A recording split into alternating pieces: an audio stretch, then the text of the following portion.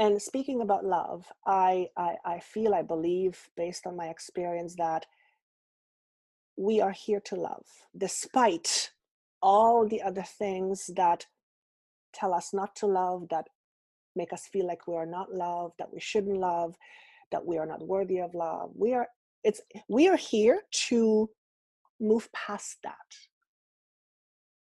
And I feel that's really what plant medicine is all about. It's not just ayahuasca. Plant is, plant medicine. There's spirit everywhere, there's spirit everywhere, but in particular, the ones that I've experienced and that you've experienced. Love, at the end of the day, is really why we're here. We're here to love. And most importantly is to remember that we are loved, which is what she said to me. You are here, because I said to her, what am I here for? She kind of smiled. She says, you know already. I said, tell me anyway. And she said, you're here to facilitate remembering. And I thought, that's a very interesting way of putting it. And I knew what she meant. My job is to facilitate remembering who we are, and we are love. And what is it to facilitate?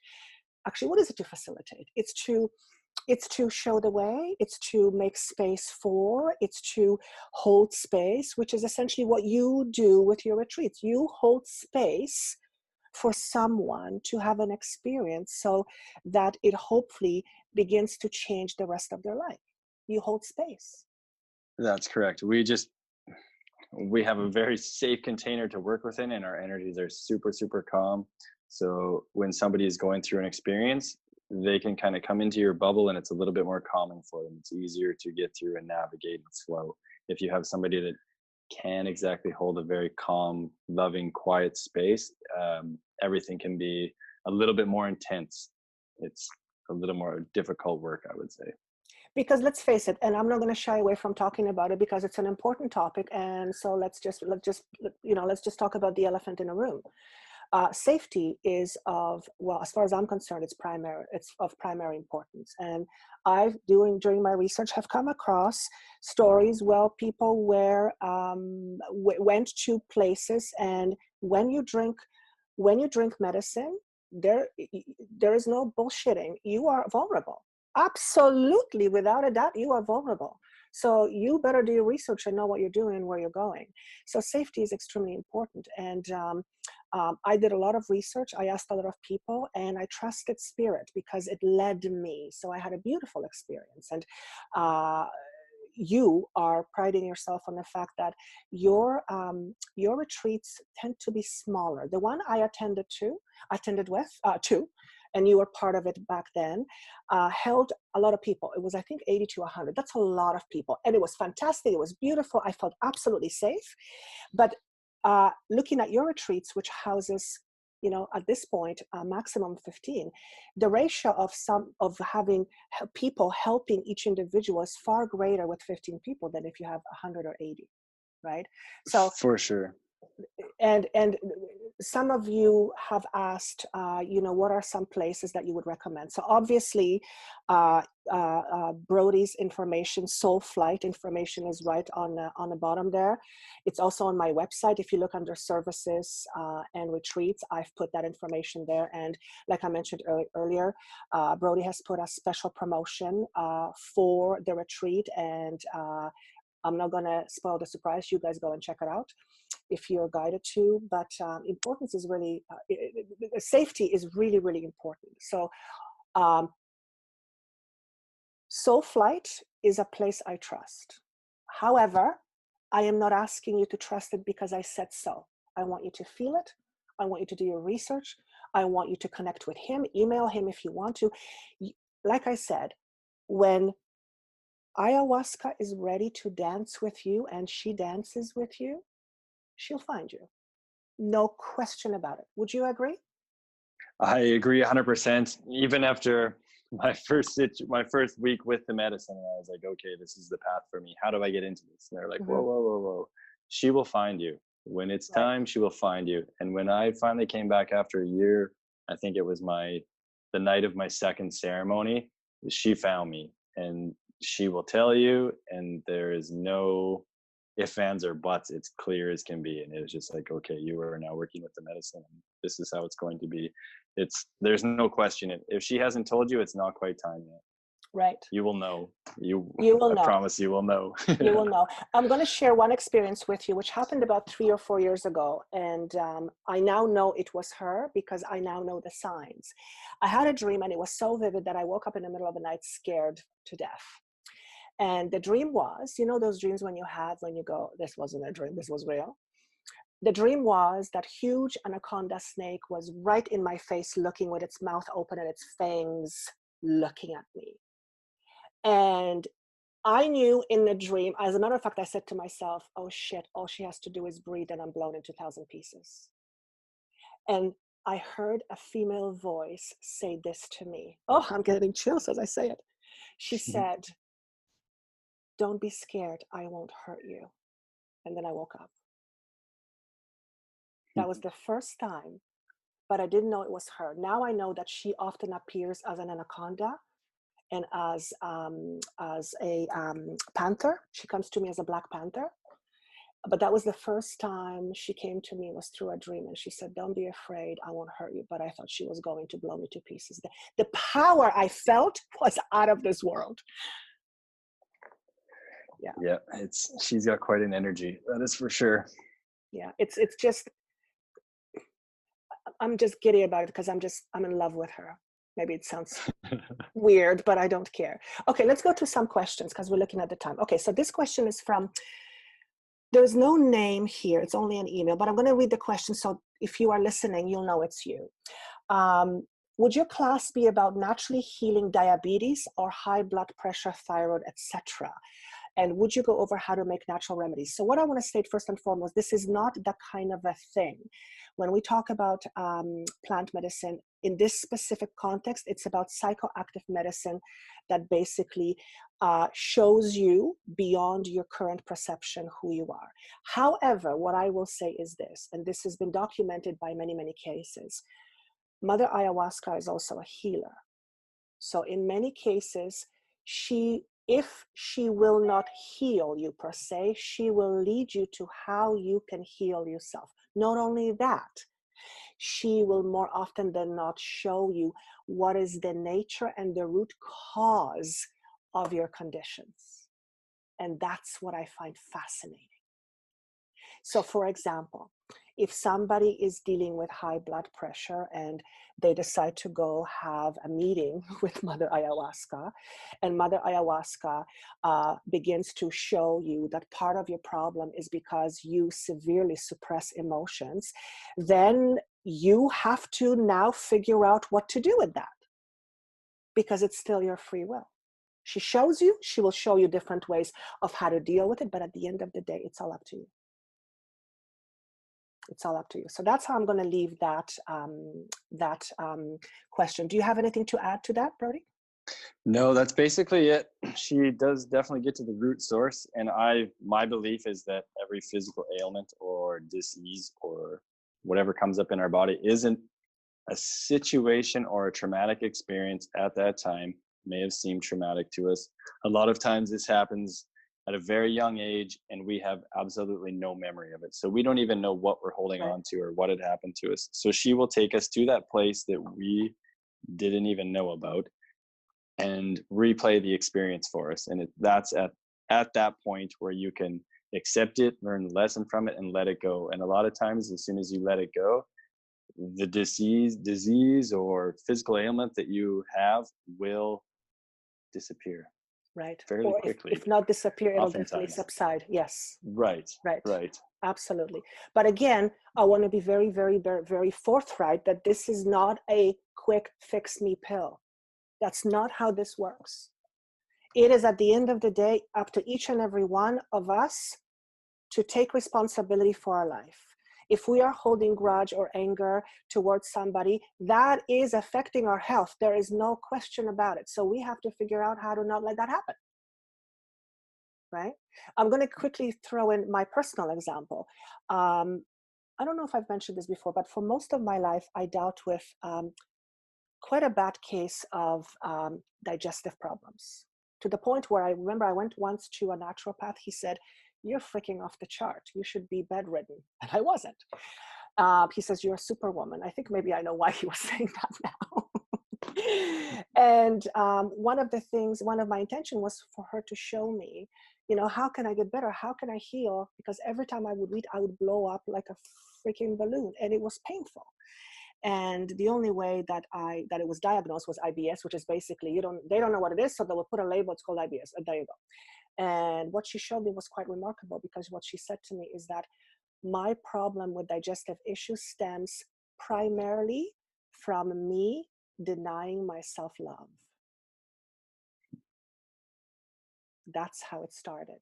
And it started with my mom, because she did not love herself. She still doesn't. And then she took me to a lifetime in Egypt, and she showed me a vision, which was really interesting. I'm getting chills right now.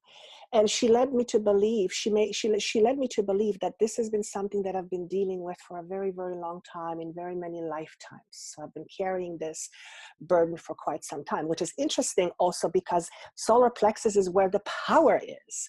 So if I am holding myself back, I cannot fully express my gifts, right? So I was trying to hold myself back, and that created a whole bunch of problems. And she took me to a place in Egypt where I saw a woman who was what I would call like a lady of the night. Let's use that word, right? It was in Egypt, ancient Egypt, and the lady of the night, which we know what that means, she had a baby, and it was a boy. And she had this baby, and she was impregnated by someone who was like a pharaoh. So someone who was in a position of power. And because she has this child with this person in a position of power, and this person wanted no association to her for obvious reasons, the child, the product of that relationship, was denied knowing who the father was because of who the mother was. And I thought, wow. Do you understand what I'm saying? Mm-hmm. Does that make sense? Yeah, it does. And I thought, wow, it began all that time ago. And I don't know for sure if that is what actually happened. Maybe it happened, maybe it didn't. But if it didn't happen, she was trying to tell me something.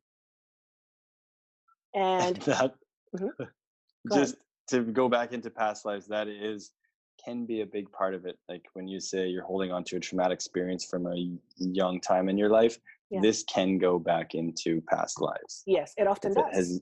Yes. It often does. Absolutely. Yeah. Absolutely. When I was being born, the doctor was drunk that was delivering. I had my cord wrapped around my throat, around my neck, so I was choking. They used forceps on me and a vacuum, so it was a whole shebang. And she showed me that vision, and that was the first time as a human being where I've experienced a panic attack. And I used to have panic attacks and a lot of anxiety, and that was the first experience in a human body. So that triggered my anxiety. That experience triggered my anxiety. Right. Anyway, the source. Yeah. So anyway, that was interesting. So yes, she often shows you the source of what the problem is, but at the end of the day, you now have the knowledge, and you have to do something about it, right? Mm-hmm. So next question. Let me just see what I've got here. We've got a few more times. Okay, this is a question that I remember somebody wrote, but I can't see it where it is right now. And it was a comment that we are becoming much more sensitive. And the question was, and I'm paraphrasing, do we have to continue drink these large quantities, because which I don't know what the person means by large quantities, or is it possible to do things like microdosing, which is becoming also something that's talked about, or taking smaller doses, because as humans we are becoming much more sensitive, so perhaps lesser is more. I actually agree with that. Yeah, I agree 100%. And also the fact my belief is the consciousness is rising, and as you raise your vibration, you need less and less of the substance. Many people that have been with the ayahuasca for years and years, they take a very little bit. It does not take them much to be able to connect with that world. They're basically on the edge of it in everyday life. So the more you work with yourself and the higher you raise your vibration, the less and less you need that medicine to get you there. Right. And also to that point, and when the person was mentioning large quantities, I don't know what large quantities are, but in my personal experience, um, the first cup I drank did not produce any experience that I was consciously aware of. So I don't know how other retreats work.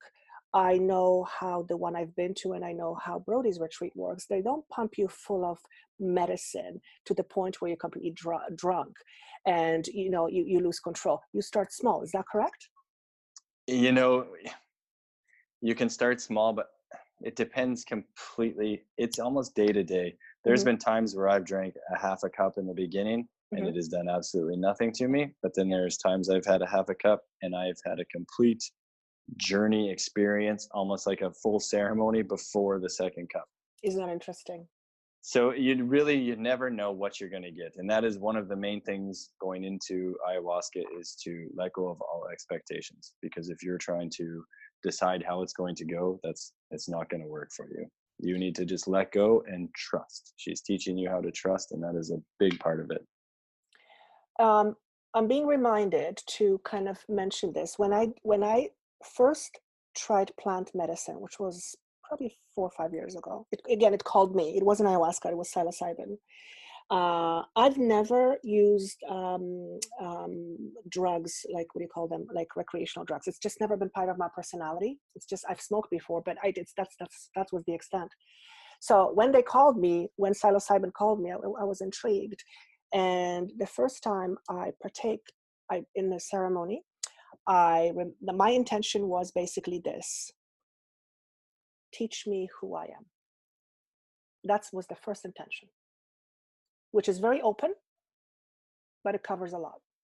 And it's a perfect intention. It's a great place to start. Because at the end of the day, we can go with 1,000 different questions, and when we're in it, those questions become obsolete. Because the moment we shift into this other consciousness, all those logic-based questions go complete. They don't make sense. Well, or it will show you one piece of it, and that one piece of it will answer all of those questions. Yeah. And it's like, okay, that makes sense. It's remarkable how it works. And I'm being guided to say this: she is very, very, very gentle. She is very gentle, but she sometimes will push. And that's just the fact that she is extremely gentle, and she meets each person exactly where they are at. Yes. Each of us need to be taught in a different way. Me growing up, I seem to need some hard lessons in life for me to catch on or understand. So some of my ceremonies, there's been some hard lessons, but I've learned I now do not need those hard lessons. I understand how to accept earlier and to make peace with it. And I've worked around that. That's something that I've been working on. I no longer need to be slapped in the face for me to understand. And that's the beauty. Once we are conscious of, quote unquote, the lesson, there is no need to repeat it again. That's right. Once it's in a consciousness, and then you go, okay, I know what the lesson is. And because I know what the lesson is, I am going to do things differently. Now we're treading in a different path. Now we're opening a different door. And that is with these journeys with the medicine. When if you're helping a guest that is under the medicine and they are going through an experience, they are reliving a point in their life where something happened and they're dealing with that. We are also on the medicine, and we can drop into that situation and we can see what's going on. And at that point, we can help to guide them, because that person is the one that needs to go through that experience and accept it and let it go. Or you could also take that experience on for them and then you purge it out. But if you do it that way, you take on that experience and you purge it out for them, that person didn't get the lesson. That's interesting. I didn't know that. So that cycle, or whatever that lesson was, is going to appear in their life again, because they didn't get the lesson they were supposed to get. Yeah. So the best thing that one can do is to guide you through it and get you through it, and you be the one to accept it and understand it and learn the lesson, and then it's done. Move on to the next one. like I said earlier, and it's worth repeating, she shows you the truth, not the truth as you know it with the human thinking, but the truth as is beyond that. And that can be difficult to swallow. That can be difficult. That's why the shadow work is so hard. We have difficult time working with ourselves. And the reason for that is, as far as I'm concerned, is simple. We're too freaking judgmental of ourselves. If we think about it, if we had no judgment, we would have no big issues looking at our shadows. It's difficult because we judge ourselves, right? And so when she comes with this compassion and this incredible love, it's something. It's something. I don't want to over rotate, but I love her. Like I said, I talk to her every day, and she has a wicked sense of humor that's just up my alley. And she's fun, and she's humorous, and that's just, not trying to sell anything to anybody, because that's as a matter of fact, I don't want you to do a thing. Don't do anything until it speaks to you. That's really what I want to evoke here. Okay, let me just see if we can get another question in here. So Letitia says, what is in the medicine and the effect? So I'm going to leave that to you, Letitia. I will, there's some links on the bottom that will help you. I will attach some documentaries, which is just things that have helped me, because that could take another 3 hours. Okay, so I'm going to let you do your own research. Here's a great question from Martine. What is the difference between mushrooms and ayahuasca? And also, this is for you, Brody, what are your thoughts on Kambo? Kambo. I've never tried Kambo. I don't know. I have no experience. So that's something maybe, Brody, you can comment on. What are your thoughts on Kambo? Kambo is very good for moving stagnant energies and cleaning you out. I've experienced it 3 times. My first experience with it was just one spot, and it wasn't very strong for me. It was a taste of it though. And later that night I went into an ayahuasca ceremony, and one of the guys that was with me in the Kambo said, you just wait, the frog's going to come into your ceremony tonight. I was like, oh, that's interesting. So I was waiting, and in ceremony, sure enough, the frog shows up, and the frog started to show me how it decides what insects that it eats based on what that insect has eaten for plants. So they say the frog is the chemist of the jungle, and it is making its own concoction based on what that insect that it is eating has consumed in its life. So when you're on the ayahuasca, what it did was connect me with all of the plants that had been consumed. And the plants are the biggest teachers. They hold all of the information. When you can connect with the plants, they will teach you so many things. It is mind-blowing. I'm not even sure how to explain it. So the Kambo is very good. My second experience with it, I did 3 dots, and it was a lot stronger. It basically closed off. It feels like your airways start closing off, and your pulse picks up, and everything starts pumping. And I just started purging bile. It was quite something. So you learn how to keep yourself in a calm state in any situation. So it feels really, really intense, but you just go back to your breath, which is your best tool, and you just kind of breathe through it, and it just goes throughout your body and finds all of the stagnant energies, and it cleans you out. So it allows you to purge like crazy sometimes. And it's different. It's an experience that is different for each person. I was with a friend at that time, and I had one hell of an experience for about half an hour. And she had taken hers, and she just kind of looked at me like, that's it. That's all there is. There's nothing happening here. So it totally depends where you're at. It is a different experience for everybody. Kambo is something, like I said, I haven't tried. I'm not quite sold on it yet. It's one of those things that I'm still sitting on the fence in. So we'll see if that particular medicine, that particular spirit speaks to me. You never know. What's the difference between mushrooms and ayahuasca? So I'm going to give you my feedback just very quickly. It's actually quite similar to me. The major difference to me is that in my experience, the mushroom spirit to me is a male energy. Okay. And I've had experiences where, this might sound odd to somebody, where I spoke to a consciousness. And when I asked, who am I speaking with? These are the words that were said to me. Consciousness itself, or some call it God. I remember when I heard that, I went, oh boy. Interesting. Very interesting. So, I mean, I listen to a lot of people who have had a lot of experiences with mushrooms, and they talk about elves, mushroom elves. That has not been my experience thus far, but it is almost always a male voice. And again, maybe it's just with me, but it's got wicked sense of humor. And whenever I participate in psilocybin ceremonies, it's always like I am in lecture being taught about how the mind works. But mind is my fascination. I freaking love to know how the mind works. So it doesn't surprise me that that's what I get. I mean, I know other people who have taken mushrooms, but they had no intention, and they didn't have any of the experiences that I had. So intention is important. I believe who you are and where you are at your journey, and also what it is that you are working on a soul level, that I feel you will be connected to exactly the right information. So that's the difference for me, is primarily ayahuasca is feminine and mushrooms is masculine. They're both teachers to me in different way. But as far as the experience, there's no purging for me with mushrooms. But as far as experience, I would say it's pretty similar. I mean, I've had some pretty interesting experiences with mushrooms. I'll share one very briefly. And it was a moment where I shifted into this other consciousness. And as I remember, my intention was, please show me what it's like to be loved by God. That was my intention going into the ceremony.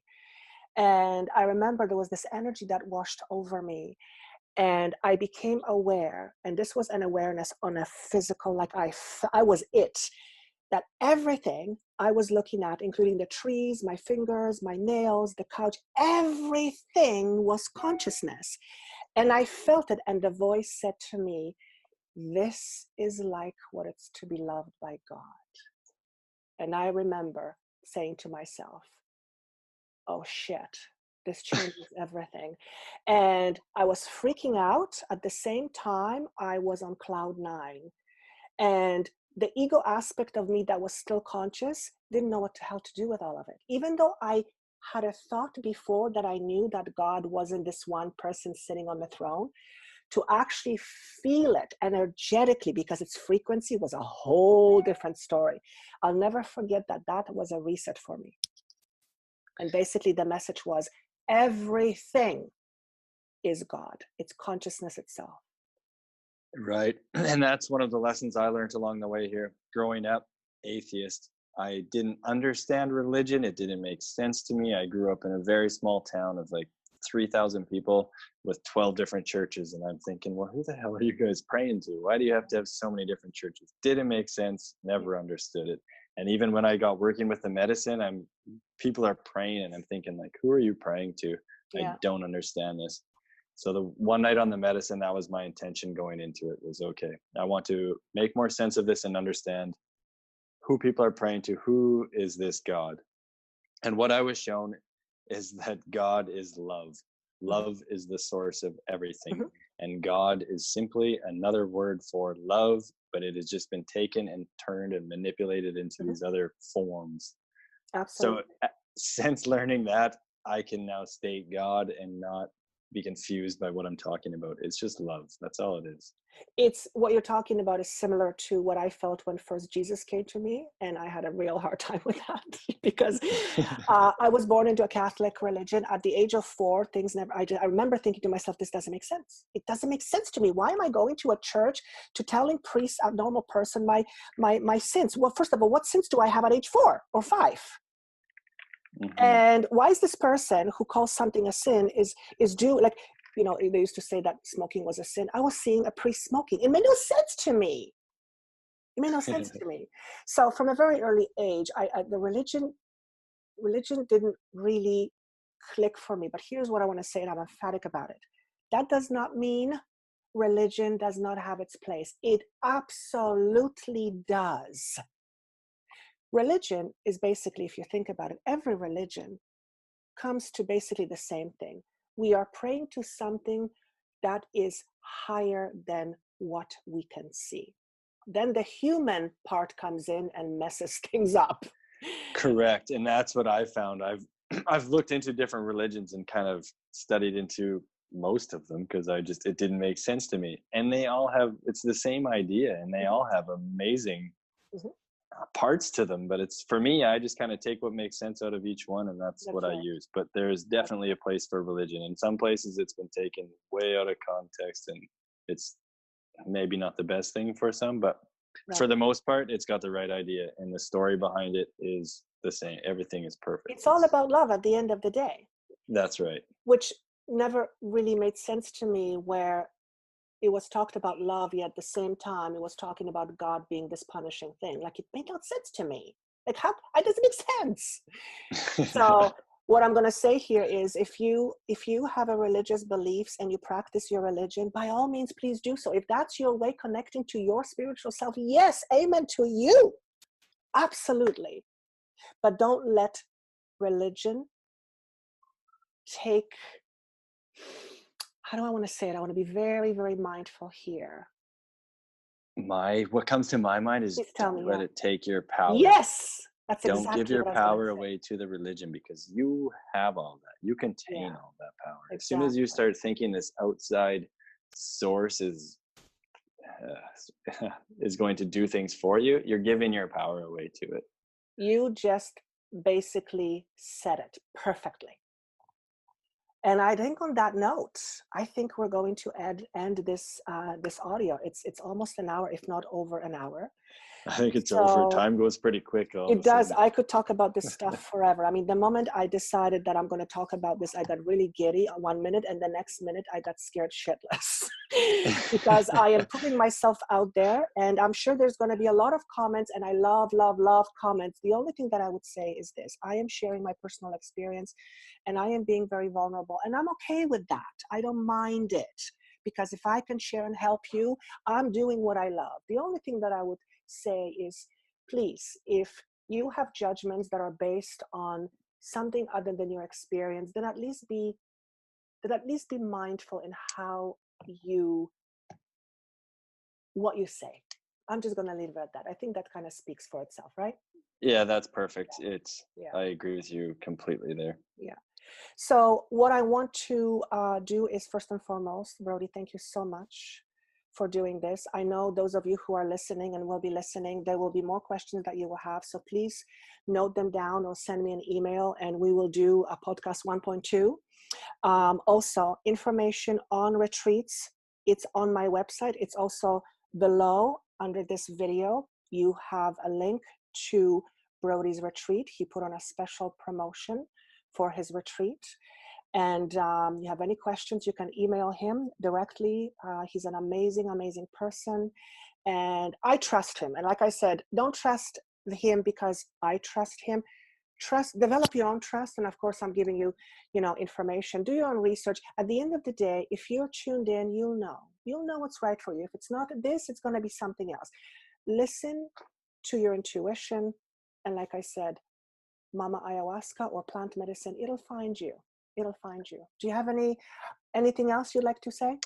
Yeah, the do your own research thing is key. Yes. And I've witnessed, I don't know, I would say upwards of probably 1,000+ people go through ceremony, and the ones that struggle the most or do not like the experience are ones that were basically forced to take part in it.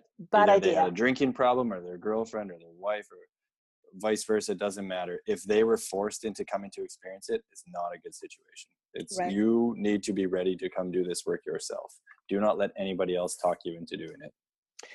What I also just got was that if someone is going to a plant medicine because you think it's going to fix your relationship, well, here's the problem. You're part of the relationship. Yeah. So you have to look at yourself and how you contribute to the relationship that it is the way it is. And the moment you start working with yourself, I don't guarantee many things in the world to people. I will guarantee you that you'll die one day, because everybody will. And I will guarantee you this. The moment you start shifting inside, your life will begin to shift. It cannot be any other way, because what happens is the moment you change your relationship with you, your relationship with the world begins to change. And that's just a fact. And that's, yeah, taking your power back, taking responsibility Yeah. for whatever it is you've done, accept it without judgment. You didn't know better. It's okay. So just take where you're at now and start with it and go from there. Take your power back. To that. Amen to that. I don't know why. This might be for some of the viewers. I am seeing a black cat. And I know it's supposed to mean something to somebody. Perhaps it's a positive omen. Perhaps it's a sign. Is that for you, Brody? The black cat, like the jaguar, it's kind of the watcher of this realm. Interesting. Woo! Yeah. I just got chills. I just love this stuff. Okay, guys, I look forward to your comments. And if you would like to hear more or tell us what you would like to hear, please make sure you check out Brody's link below. And much love to you. And I look forward to speaking with you soon. Take care. Bye.